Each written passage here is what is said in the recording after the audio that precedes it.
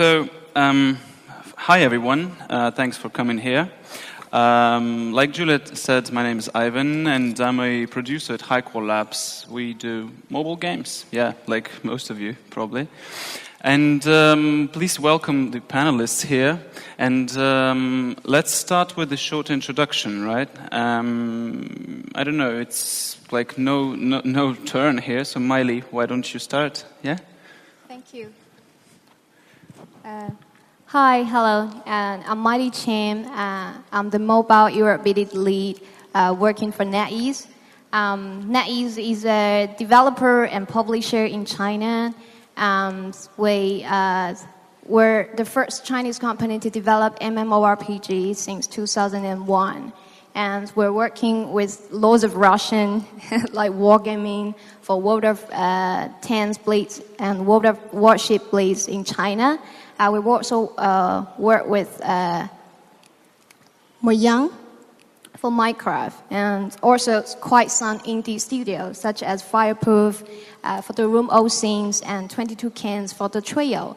Our philosophy is that we know that Chinese are good at monetization and free-to-play mechanics, but we're not good at innovation. So we really think it's a brilliant idea to work with Western developers to connect innovation, yes, okay, to bring to China. So hope we can share some experience about how we do for China today. Thank you. Okay, Mikael. Thanks. So my name is Mikael, and I have almost lost my voice, so please bear with my Batman voice today. So MyGamez has been in the business for about 4.5 years now. We are Finland, China-based publisher. We don't develop any of our own games, but we are helping Western developers to enter the Chinese market. And we have been working so far with quite a bunch of awesome studios from the region here. So including like Fingersoft from Finland. We do some stuff with Rovio. We work with the Playrix on some stuff. We publish Septolab, and we work with Social Quantum and a few other Russian studios, and also from other regions like Halfbrick, Flare Games. In addition to publishing, we organize the IMGA China, so the International Mobile Gaming Awards China chapter. We established that in 2016 together with China Mobile to promote the industry and the game developers in China and find the best Chinese games. And that's like a really good platform for us to see the new up and coming trends in Chinese game development. And we are also building that into a platform where Western companies and Chinese companies in the ecosystem can interact. Thanks. Okay, thank you, Mikael. Erick? Yeah. Hi, I'm Erick, and I'm the CEO of Mintegral. So Mintegral is a Chinese company and most focused on APAC area. So we're not only doing business in China, but also in Southeast Asia, India, Korea, and Japan. So we already help a lot of games like Voodoo, Zaptlab, Kilo, Office 7, doing monetization in China and APAC countries. And we're not only helping games, but also helping non-gamings, especially for the Chinese local developers, for some video apps, some comic apps, some camera apps. They help them to doing monetization in mainland China and also South Asia and India. So we're not only helping doing on the monetization side, but also we help them do a lot of UA. So we help our partners on both sides using reward video, interstitial video, and native video, and interactive all the interactive formats, such as playable ad formats. Thank you. Thank you, Erick. Donald, yeah, please. Good to meet you. My name is Donald Tang from Apptutti. I believe it might be the youngest company today, 2 years on things only. We are a self-service platform to help out the overseas developer to get into China. You can do it anytime, on your own, 24 hours on. That is. Thank you. Yeah. Okay, thank you. So, Alexey? Yeah. My name is Alexey Shcherbakov. I'm a CBDO of Pixonic, also head of publishing at Pixonic. And basically, we are a mobile game developer that recently partnered up with iDreamSky to publish a game on the Chinese Android markets. Okay, thank you. And actually, probably the first question I have will be addressed to you, Alexey. As we probably all know, you've recently launched in China, and it's always a tricky thing. Like, there's a lot of mysticism about launching in China because everybody considers that this is a hard thing to do. So, was this also kind of a complicated road for you, and what problems have you faced while doing it? Well, we actually have not launched yet. We just signed the agreement to launch, so we're actually going through this process right now. Right. And basically, one of the hardest things is to get the ISBN number, which is from the Chinese government, and that usually takes anywhere from 6 months.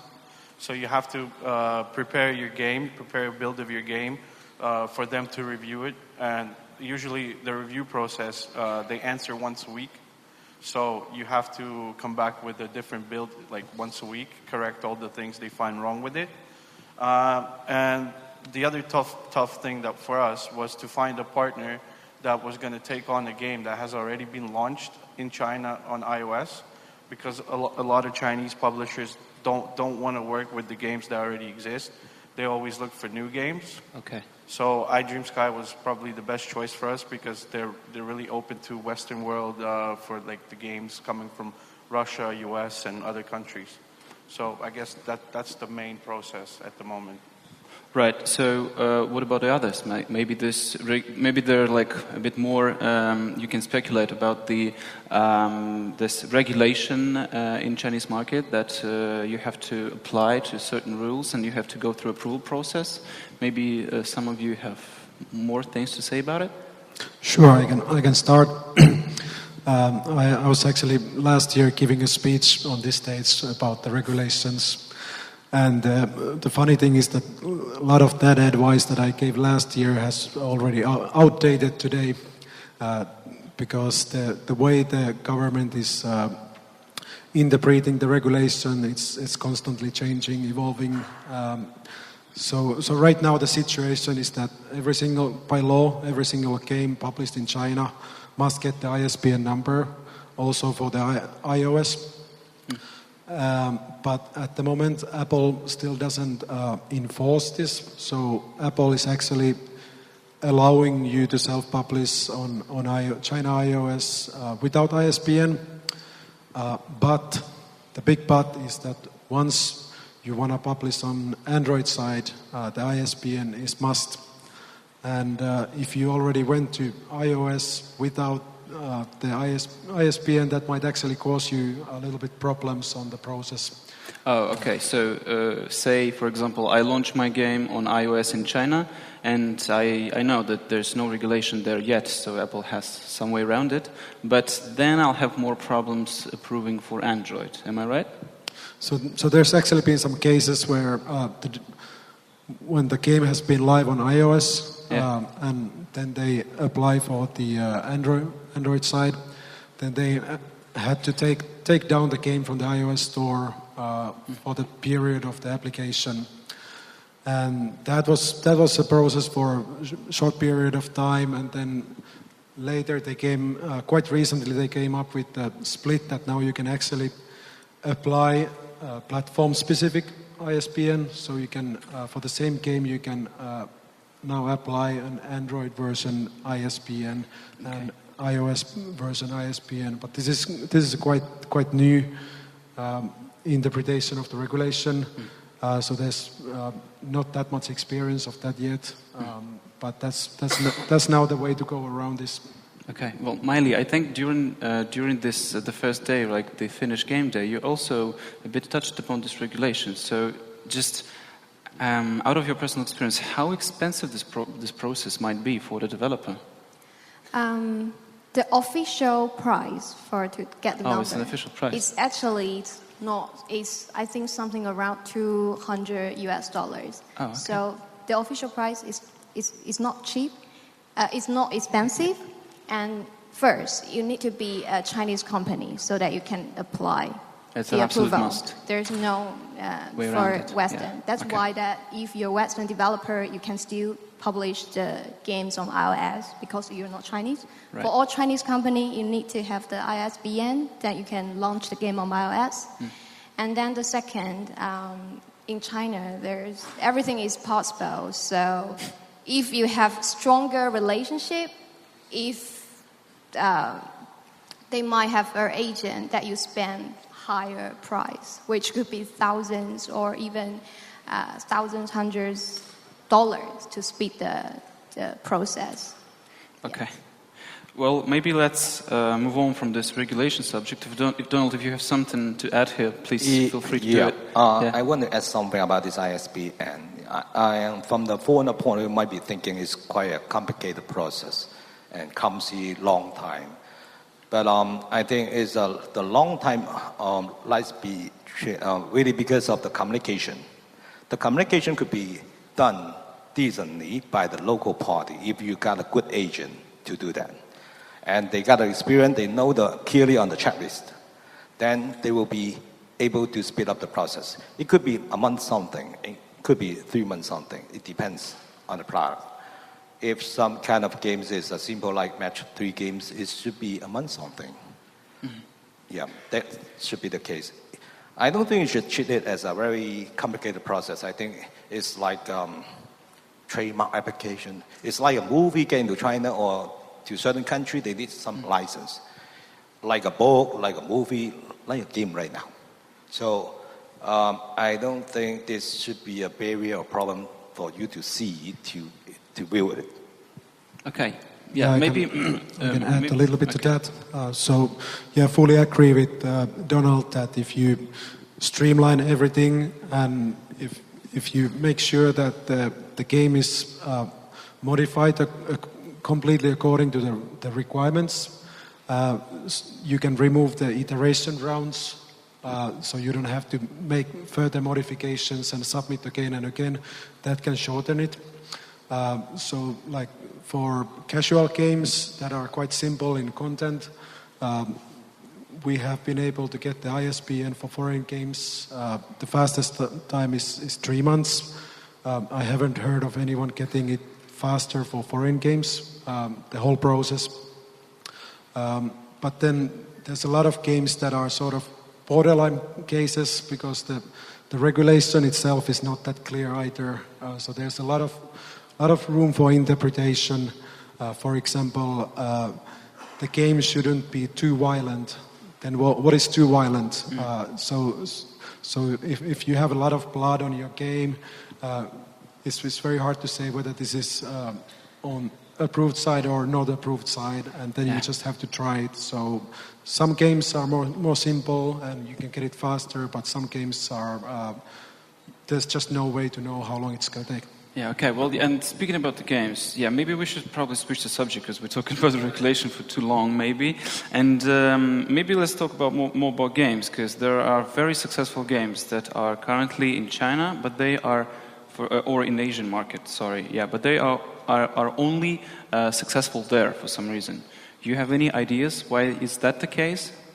That's because they're actually made locally for the locals. So all the development, right, it's done within the country, and it's targeted towards the Chinese players, Asian players, right?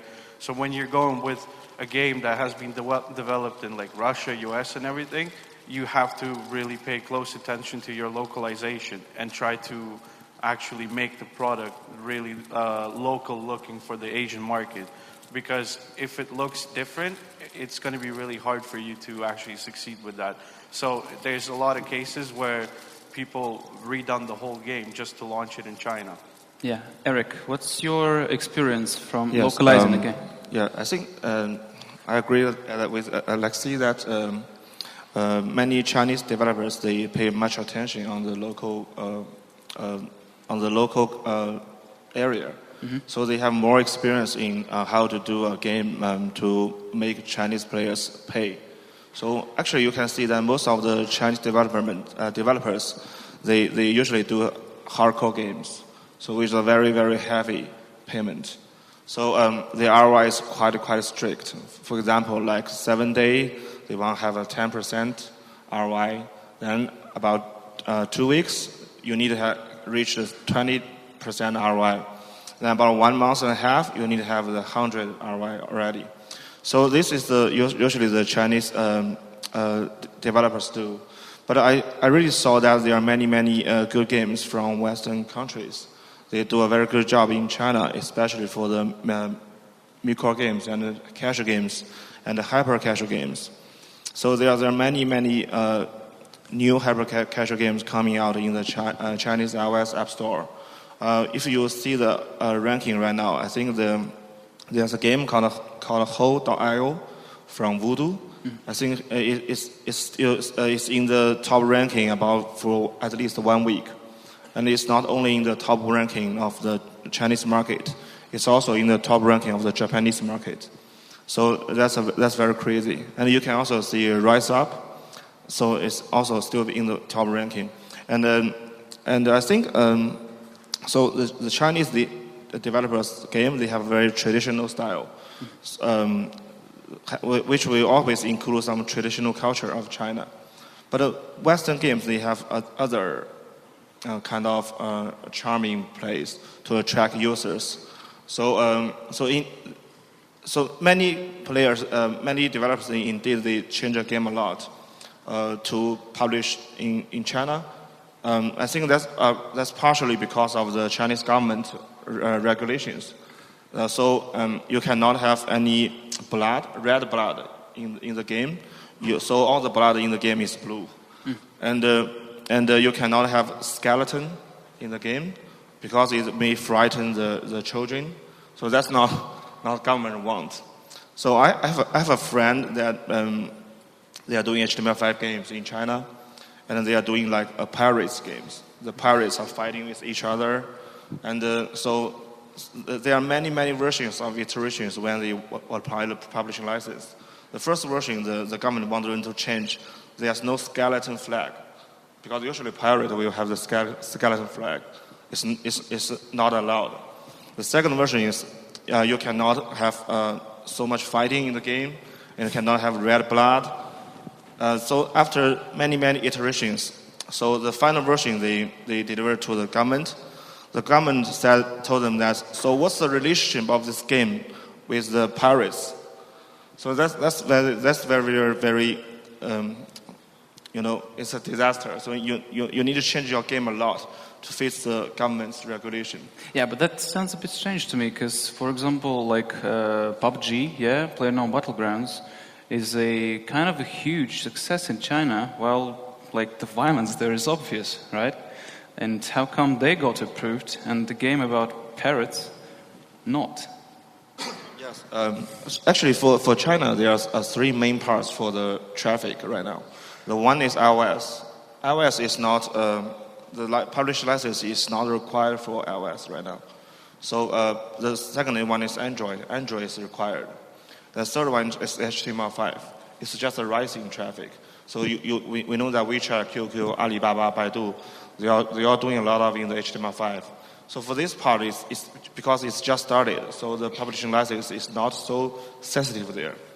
So for the rest 2 parts, you can also do in business in China, but in Android you cannot. So you may see many games, but maybe they have a lot of situations maybe heavier than the pirates, but actually it's because they are launched in Android. It's not in Android; it's in iOS. And even for your question regarding PUBG China, they actually didn't get the ISBN yet, as far as I know, because the game is not don't have IAP for now. So it's a game like no IAP and it's free. So in this case, it can be launched. But if they want to have the IAP or monetization, they are waiting for the ISBN. Okay. And then to this point, it's also that you really need to have a strong partner in China because like NetEase, we have Knives Out, Rules of Survival. Yeah. we got the government approval for that. Oh, you got the approval. Yes. Right. And Okay, this is- Donald. Yeah, Donald, you wanted to add something here? Yeah, regarding this point, I do have a question to all the developers. Do you want your game to be modified into a very different version after the local publisher publishing your game in China? Or you have the answer for me? Well, all the developers don't really want to do much modifications to the game because it's already been done, right? So, but it is necessary for the regions that you're entering. For example, we have games that were built made in Russia, right? Purely for Russian players. If we cannot try to make those games successful anywhere else. So in order for your game to be successful, you have to learn about the region you're entering, learn about the slang they have, the current pop culture and everything. So it's a must. You have to do it. I would say there's two parts. One part is the localization. Localization is something to make your product compatible. Another part is commercialization. Commercialization is something that it might be too crazy to a certain point from the Western point of view. Because maybe the local party will be very eager to earn more, then they will be making the product more arousing the payment. But I think we should respect the original creative. I think at least we need to meet the local requirement regarding for example, like the language. I think at least simplify Chinese, right? Another thing will be the social login, that is Facebook, which is something that is not allowed. Then the local WeChat, Weibo, QQ should be good enough. And then would be about the payment. I think that is the most major part, most necessary part to handle. Of course, you may mention about content rights. There might be some policy from the local government. We cannot be doing anything pornographic. Not recommend to be very violent. Yeah, no rap. That is something that it is true. But should we make the game to be very commercialized? That is something that I believe the original creator may not be really want. They would prefer to have the appreciation from the local users, gamers. That's my opinion. Okay, well then, imagine here in the room there are like several, like maybe dozens of developers. They have a game already and they are maybe even soft launching it. How soon you think they should approach you guys so that they will adopt the game to the traditions or to the regulations or whatever? So is this like this thing they should be doing in parallel, or is it for some reason traditional thing to do now is like we have game already everywhere and then we go into Asian markets? So what's your idea here? It's a catch-22 situation, right? Because publishers are already looking for well-made products, right? And they won't sign a deal with you and guide you unless you have a product that's interesting for them. But for you as a developer, you want to start working with the publisher or a consultant as soon as possible, right? So it's pure developer's responsibility to actually learn the guidelines and the rules of that region, right? And actually provide a product that already looks to par for the publishers to actually want to work with you. So I believe it's pure developer's responsibility to actually prepare the product for that region. Okay.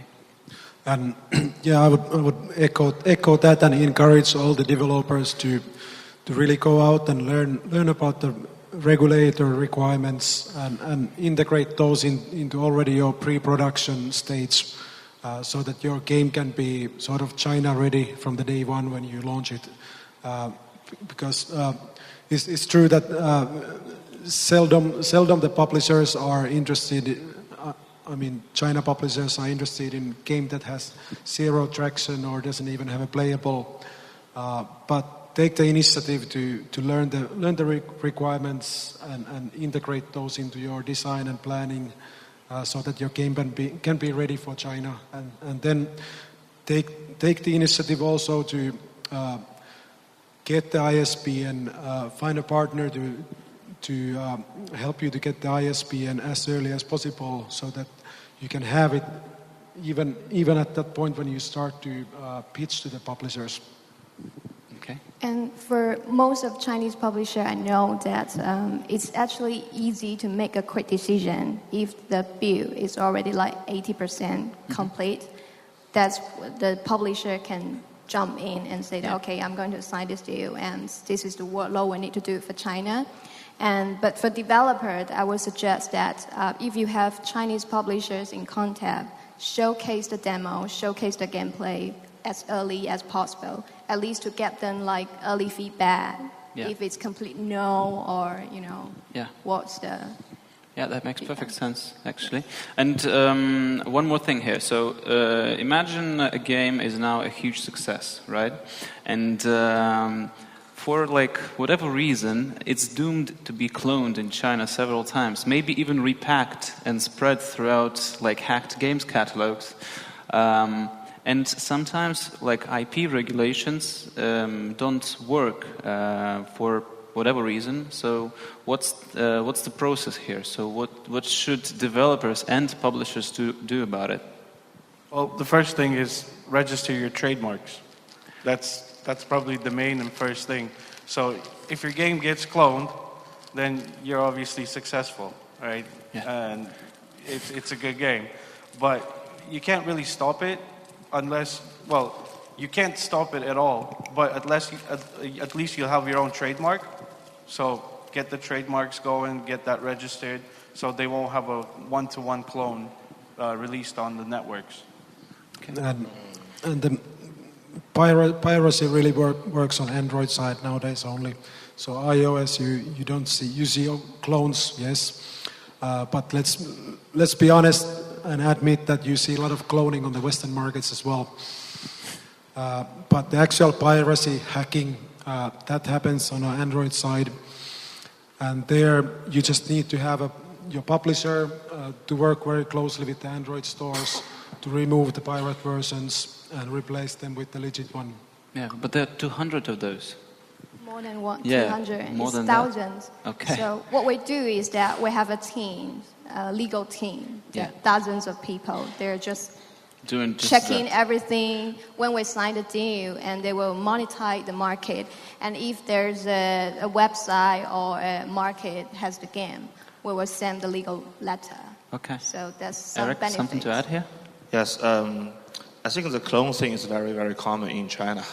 So and you can see that they don't have any publishing license, but they're live in most of the Android markets. That's because they have some under-table relationship with some market guys inside. So that's why their game can be live into the game into app stores. So my suggestion is, if you saw your game, see your game is very successful in China, to be cloned in China a lot. My suggestion is you work with some publishing company as soon as possible. So as the formal or legal version is launched, so the publishing company will talk with every channel to ban the clone version, and they have to do that. Otherwise, they will be sent to the court. So that's the best choice and the fast way.